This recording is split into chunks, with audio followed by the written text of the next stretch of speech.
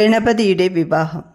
ഈ വീഡിയോയിൽ പരമശിവൻ്റെയും പാർവതീദേവിയുടെയും പുത്രന്മാരായ ഗണപതിയുടെയും സുബ്രഹ്മണ്യൻ്റെയും വിവാഹത്തിൻ്റെ കഥയാണ് ഉൾപ്പെടുത്തിയിരിക്കുന്നത്.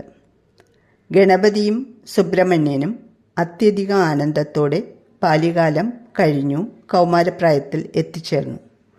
ഇരുവരും തങ്ങളുടെ വിവാഹം ആദ്യം നടത്തണമെന്ന് തീരുമാനിച്ചു. അതിനായി അനുയോജ്യരായ വധുക്കളെ കണ്ടെത്തി വിവാഹം ചെയ്തു തരാൻ അച്ഛനോടും അമ്മയോടും ആവശ്യപ്പെടാൻ അവർ തീരുമാനിച്ചു. പിതാവെ, വിവാഹ ജീവിതം നയിക്കാൻ ഞങ്ങൾ ആഗ്രഹിക്കുന്നു. അവിടുത്തെ അനുഗ്രഹം ഞങ്ങൾക്ക് നൽകിയാലും. ഇത് കേട്ട പരമശിവനും പാർവതിയും ഒരു മത്സരം വെച്ചു. ആരാണ് ആദ്യം ലോകം ചുറ്റി വന്ന് ഞങ്ങളുടെ മുന്നിൽ എത്തുന്നത്, അവൻ്റെ വിവാഹം ആദ്യം നടത്തും. പരമേശ്വരൻ പറഞ്ഞു.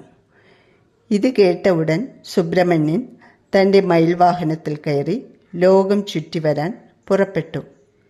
വേഗതയേറിയ മയിൽവാഹനം ഉപയോഗിച്ച് പർവ്വതങ്ങളും നദികളും സമുദ്രങ്ങളും നഗരങ്ങളും കടന്ന് മുരുകൻ ലോകം ചുറ്റാൻ തുടങ്ങി. എന്നാൽ ഗണപതി തൻ്റെ ചെറിയ മൂഷിക വാഹനത്തെ നോക്കി. ലോകം ചുറ്റാൻ വളരെ സമയമെടുക്കുമെന്ന് ഗണപതി മനസ്സിലാക്കി. സുബ്രഹ്മണ്യൻ്റെ യാത്ര കണ്ടിട്ടും ഗണപതി നിശബ്ദനായി നിന്നു. കുറച്ചു കഴിഞ്ഞ് ഉത്തരം കിട്ടിയ ഭാവത്തിൽ ഗണപതി പുഞ്ചിരി തൂകി.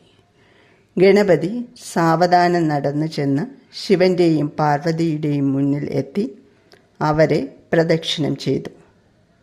പാർവതി പരമേശ്വരന്മാർ പരസ്പരം നോക്കി. എന്താണിതിൻ്റെ അർത്ഥം? പുത്ര, ലോകം ചുറ്റാൻ പോകാതെ നീ എന്തിനാണ് ഞങ്ങളെ വലം വെച്ചത്? ഗണപതി മാതാപിതാക്കളെ സശ്രദ്ധം വീക്ഷിച്ചുകൊണ്ട് പറഞ്ഞു. ഞാൻ എന്തിനാണ് ലോകം ചുറ്റാൻ പോകുന്നത്? ഞാൻ എൻ്റെ മാതാപിതാക്കളെ പ്രദക്ഷിണം ചെയ്തു.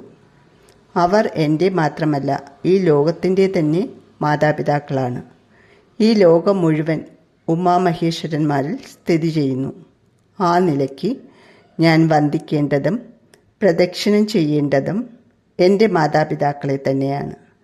മാതാപിതാക്കളാണ് മക്കളുടെ ലോകം. അതിനാൽ ഞാൻ നിങ്ങളെ പ്രദക്ഷിണം ചെയ്തതിലൂടെ ലോകം ചുറ്റിയതിന് തുല്യമായിരിക്കുന്നു. ഗണപതിയുടെ ജ്ഞാനവും ഭക്തിയും ഉമാമഹേശ്വരന്മാരെ സന്തുഷ്ടരാക്കി. അവർ ഉടൻ തന്നെ ഗണപതിക്ക് യോജ്യമായ 2 കന്യകമാരെ കണ്ടെത്തി. സിദ്ധിയും ബുദ്ധിയും എന്നാണ് അവരുടെ പേർ.